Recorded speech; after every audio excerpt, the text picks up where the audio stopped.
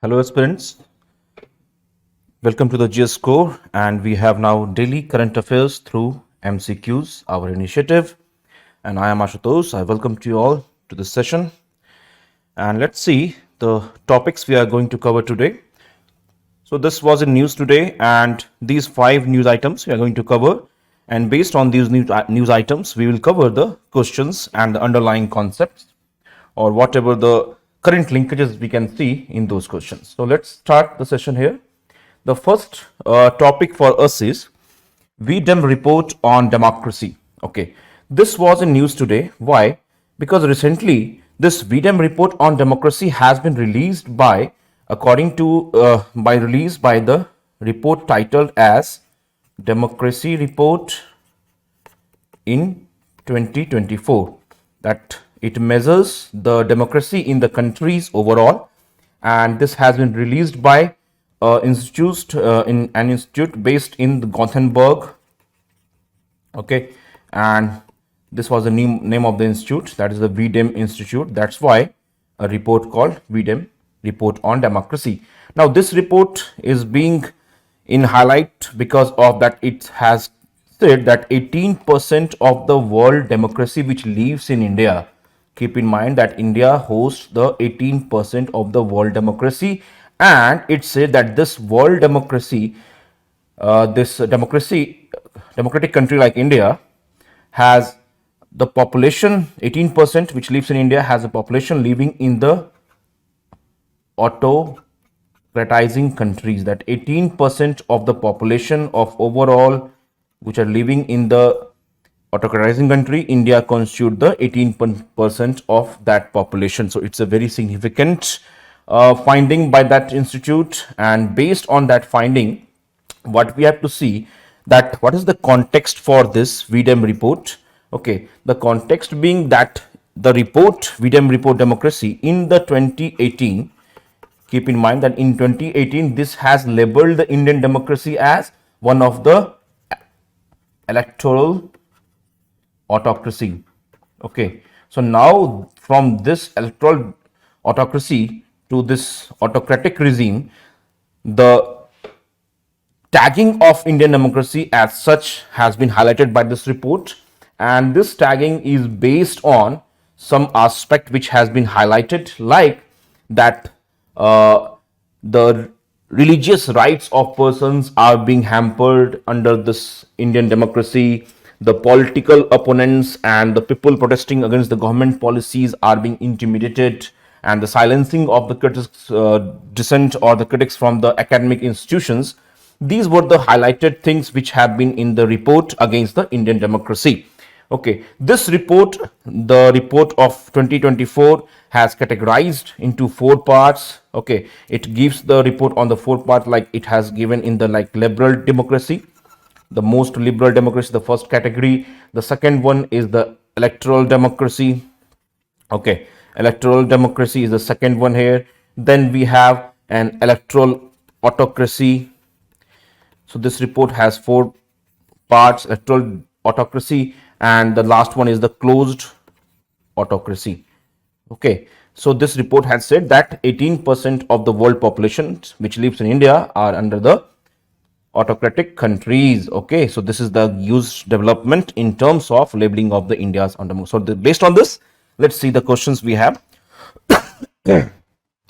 So we have statement 1 and 2 based questions, which one of the above are correct, or which is the correct second, is it the correct explanation for statement 1 or not. So statement 1 says that democracy is a form of government that prioritizes individual freedom and ensures citizens have a say in decision making process. Yes, true statement, nothing incorrect in that.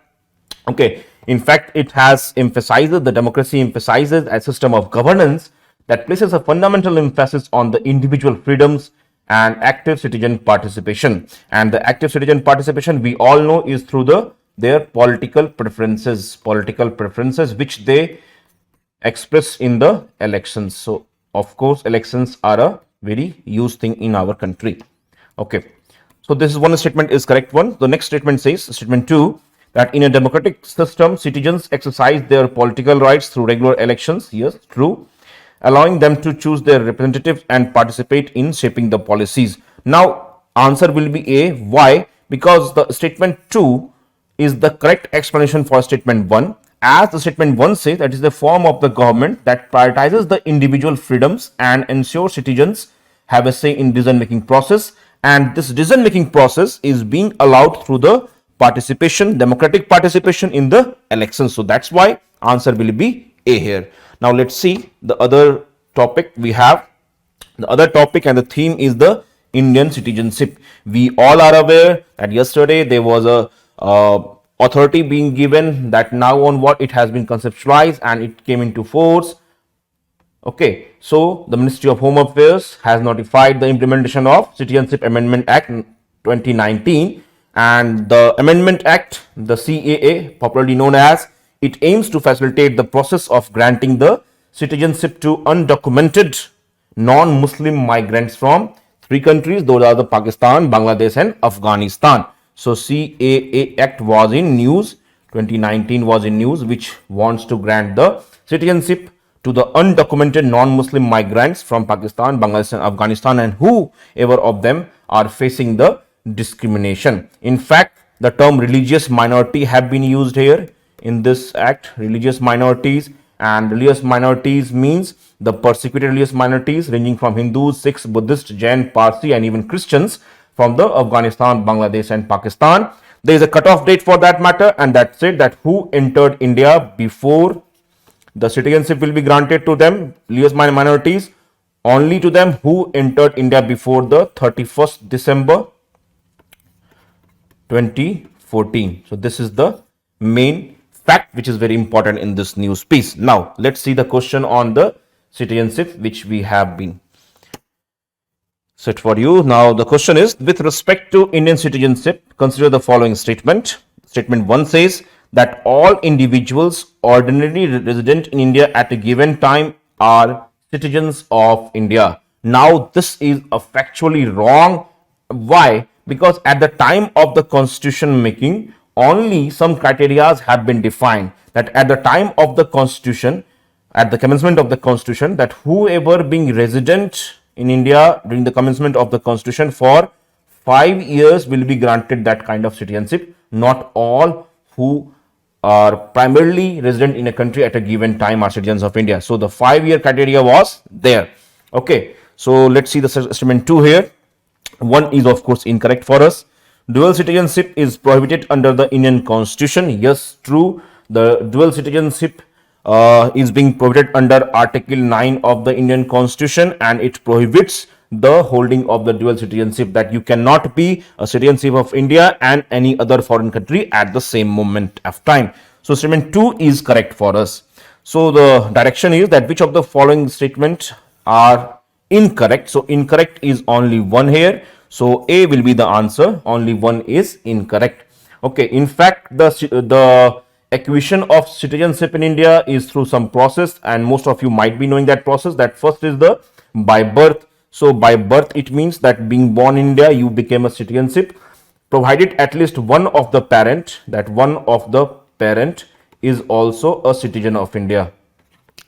This is the number 1 condition, citizenship by birth. The second one is by the being descent or the ancestry. In terms of the descent and the ancestry, the provision is that you can have that and the citizenship based on the ancestry given that either of the parent, is a citizen of India. This is the concept there, is a citizen of India. This is the second number concept, by birth and by descent. Then of course we know about the registration and the naturalization. So these are the major criteria of citizenship of that country. So foreigners can also become Indian citizens through registration or naturalization. This process involves the specific criteria, including a minimum period of residence in the country and fulfillment of certain conditions. Okay. However, keep in mind that we have some two provisions, that overseas citizen of India and the person of Indian origin, who have been given some special rights of offer certain privileges to foreign nationals of Indian origin without conferring the full citizenship. So they have not been given the full citizenship, but certain rights have been given to them, which at times are at par with the Indian citizens. Okay, so I hope this concept and the question is clear to you. Now, next concept for us is SMEs. That was in news due to some reasons, like recently SEBI has highlighted, Security and Exchange Board of India, this has highlighted that it in its one of the update, it had said that capital market, there is a price manipulation. There is a price manipulation in the SME sector, small and medium enterprise sector. And why there is a price manipulation? Because the sector is small, and in fact in this sector the manipulation is mainly seen in the IPO, that is the initial public offerings, and the trading and at the trading levels. And what is price manipulation? Price manipulation denotes the artificial inflation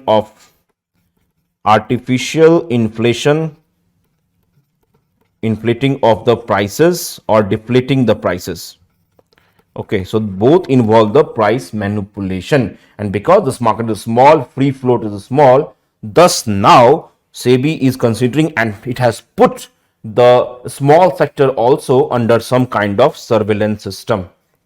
Okay, some kind of surveillance system has also been put over the small sectors, and those are some known as the additional surveillance measures, and the other one is known as the graded surveillance measure. Very important fact with regard to the measure which have been adopted by the SEBI to keep a tab, acting as a watchdog. And why these measures been adopted? To protect the interest of investors. Okay, so earlier this was not applicable on SMEs, but now these will be applicable on SMEs. So this SEBI has highlighted that there is a price manipulation in the IPO and the tradings. So that's why it's been in news, and based on that we have framed some questions for the small and medium enterprises. Okay, so let's see the questions here. A bit is conceptual is being also involved here. So a small enterprise, what is a small enterprise? So it says that it defined as one of that has an annual turnover of less than 5 crores. Okay, now this is factually incorrect. Why incorrect? Because the annual turnover for considering as a small enterprise ranges from the 5 to 50 CR. Okay, this is the criteria for small enterprise. Okay, so 5, not 5 only, but 5 to 50 CRs. Okay, however, in terms of the investment threshold, there is a cap for 1 to 10 CR that will be considered as a small enterprise with regard to the investment. Okay, so in that regard, statement 1 is incorrect. Why? Because it is a factually incorrect one. Next statement says that the credit guarantee trust fund for micro and small enterprises was launched to provide collateral free loans to micro and small enterprises. Now this statement is true. Why? Because CGTMSC, that is the credit guarantee trust fund for micro and small enterprises, was providing the collateral free loans. It means you don't have to keep anything as collateral. कोई आपको गिरवी नहीं रखना है. Why this scheme has been there? Because with some intention, and that intention was to elevate the जो pen है लोगों का, the pain with regard to the financial issues, the investment, the capital which is required will be eradicated. So the intention is to eradicate the pain with regard to the financial issues. That's why this has been provided. Okay, so this credit guarantee trust fund for micro small enterprises, it gives the loans to them without having any collateral. So 2 statement is here correct one. Now third one, the JED certification is provided to grant loan up to 80% of the MSME in manufacturing. What is JED? JED means that is the zero defect and zero effect. This was the scheme which has been launched in 2016 around, and the main intention of this scheme to push the Indian manufacturing sector. Why? because Indian manufacturing sector holds a lot of potential. The Indian manufacturing sector holds a lot of potential means that the turnover, if we see in terms of the turnover, so it has the 40% of the export business. Okay, then around 45% of the manufacturing output. Of course, it is one of the biggest achievement for MSMEs as a whole, and then it support approx the employment. It supports the employment for approx 40% of the population, if we say around 80 million. Okay, this is the contribution of MSME. So that's why it need to be enhanced to a level so that there is a less pain in terms of the credit, getting the credit for the MSME. So that's why this scheme was launched. Every scheme, any scheme will have intention behind it. So just look for the intention of the scheme. You will get the point. So third statement says that JED, that is the zero defect, zero effect scheme. It is a kind of certification which is provided to grant up to 80% of the subsidy to the MSME sectors. Now, what is the JED? JED applies in the principle of Indian MSME manufacturing. Under this, the government of India grants up to 80% of the subsidies. Now, JED means that zero defect, zero effect. What is zero defect, zero effect? It means that in terms of the production, the produced good having no defect, and no defect, it means it satisfies the consumers with regard to the quality of the product is good. Then it has the, in terms of the effect, it means it has a zero effect on the pollution, that it is non-polluting. It must be, the product must be non-polluting, and in terms of that it has a zero climate footage. Okay, zero climate footage, of course the pollution kind of thing. It has a good in terms of the energy efficiency is good with regard to that product. So this kind of certification, if the product is having this much of potential, if it contribute this much and without having any kind of effect on the environment and having energy efficiency, it means the adhering to the principle of sustainable development. So that's why you can say the JED certification is very important, and it pushes the MSME sector, the manufacturing sector in India, to a next level without causing any harm to the environment. So both these 2 and 3 statements are correct, and with regard to the direction, only 2, option B will be the correct option. I hope the concept here is clear to you. Next topic we have the very important one, the multiple independently targetable re-entry vehicle technology. This was in the news because very recently, in fact, yesterday, the Prime Minister Sri Narendra Modi has launched the successful, he has announced the successful launch of the mission known as the Divya Astra.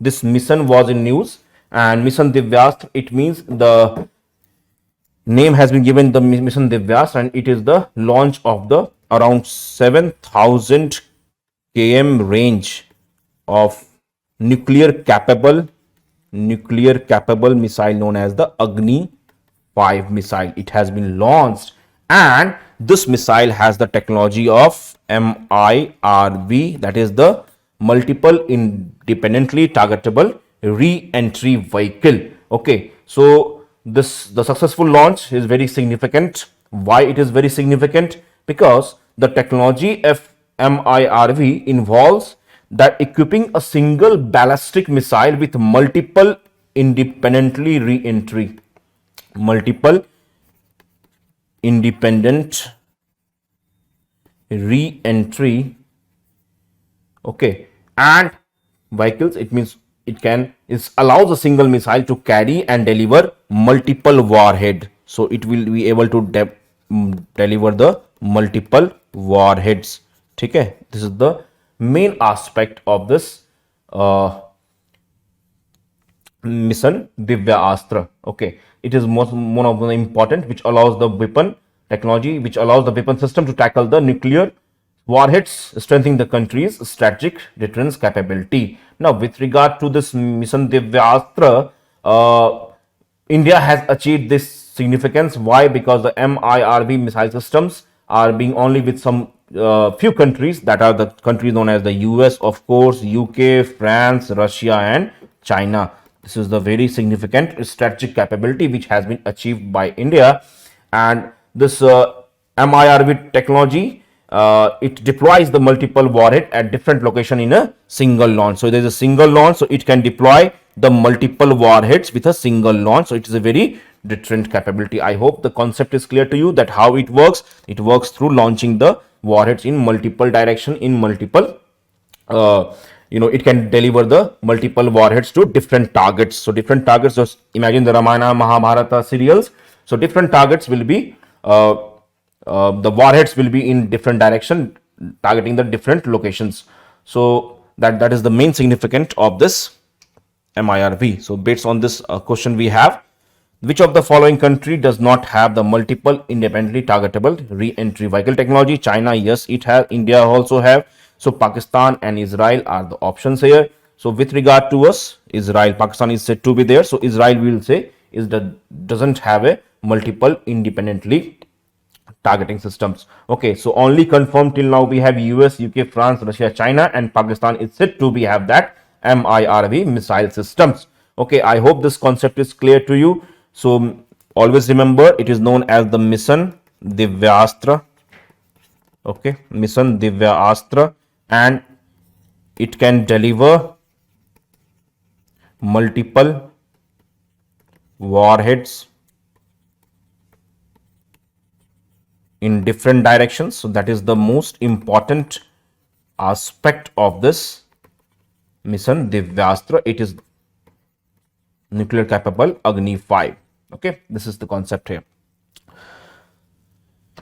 Last topic for us, Human Development Index. Okay, HDI index. Why it was in news? Of course, it was in news for some reasons, and that reasons is not so very interesting with regard to our understanding of the India's HDI, because recently there was a report in the Harvard study has put forward a report where it has been said that India has by far the largest number of one of the largest number of zero food children. It means the children having no food.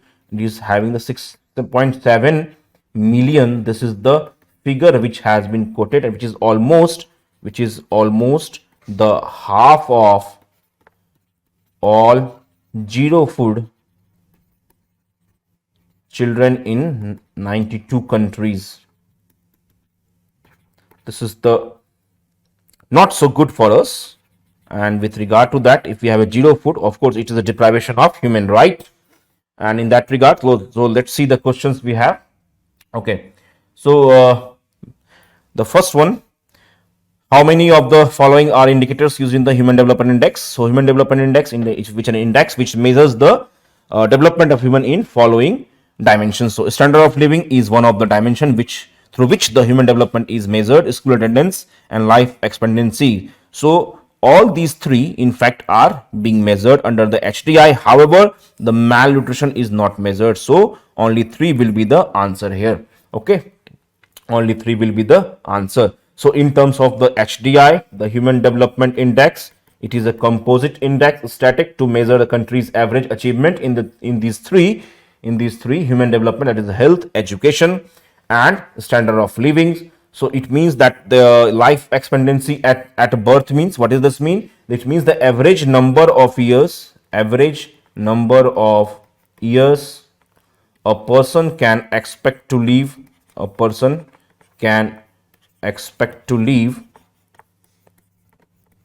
okay, and it reflects the overall health and longevity of the population. Then we have, in terms of the school attendance, we have mean years of schooling and the expected years of schooling with that regard. Then we have the standard of living being measured by the gross national income, that defines the standard of living. Gross national income, it defines the standard of living. So these are the important concepts here involved in this session. I hope you like the session. So see you at the time. Thank you very much. Take care.